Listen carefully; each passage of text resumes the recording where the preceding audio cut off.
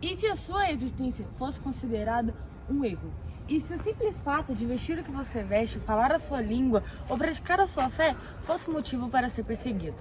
Genocídios não são apenas páginas tristes da história. São feridas abertas, cicatrizes deixadas por posições políticas, ideológicas e silenciosas. Em tempos onde a intolerância ressurge, entender os genocídios é mais que lembrar, é resistir. A palavra genocídio foi criada em 1944 por Raphael Lemkin, que buscava uma forma de nomear a destruição sistemática de um povo. Ela combina a palavra genus, que significa raça ou grupo, e kaedere, que significa matar.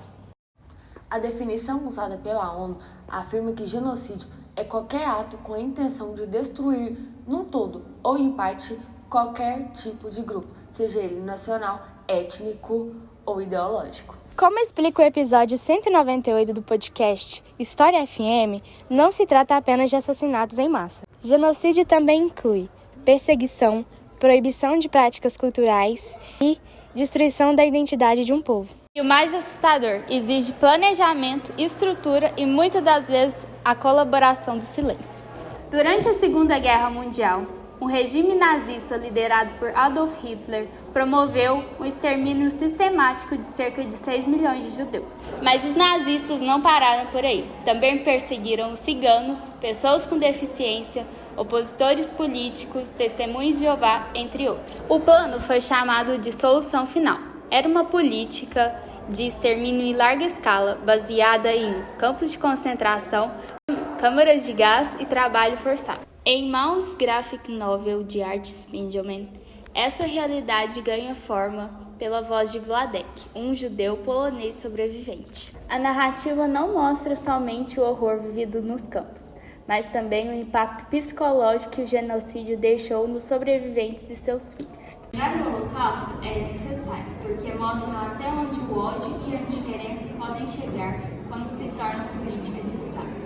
Em 1994, em apenas 100 dias, cerca de 800 mil Tutsis foram mortos em Ruanda, na África, por extremistas da etnia Hutu.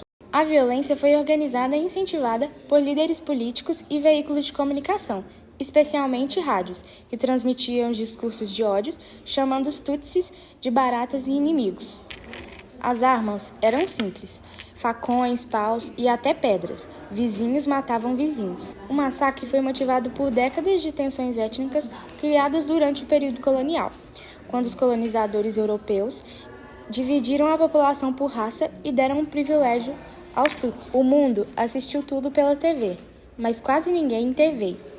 Até hoje, Ruanda ainda lida com os traumas e reconstruções da identidade nacional. No fim do Império Otomano, entre 1915 e 1917, cerca de 1,5 milhão de armênios cristãos foram mortos pelo governo turco. Eles foram acusados de traição por sua origem e fé e o governo os expulsou de suas casas. Muitos foram forçados a caminhar pelo deserto sem comida, sem água e sem abrigo. Mulheres e crianças morriam de fome, de sede e de abusos. Os que não morriam nas marchas eram levados para campos de extermínio. Até hoje, muitos países ainda não reconhecem que o que aconteceu tenha sido um genocídio, inclusive a Turquia, o que impede reparações históricas das vítimas. O genocídio armênio não é tão conhecido, mas foi, segundo Raphael Lemkin, uma das inspirações dele para criar o termo genocídio. Por último, vamos falar do genocídio de Camboja. No final da década de 1970, o comunista Pol Pot assumiu o poder do país com o partido Khmer Vermelho.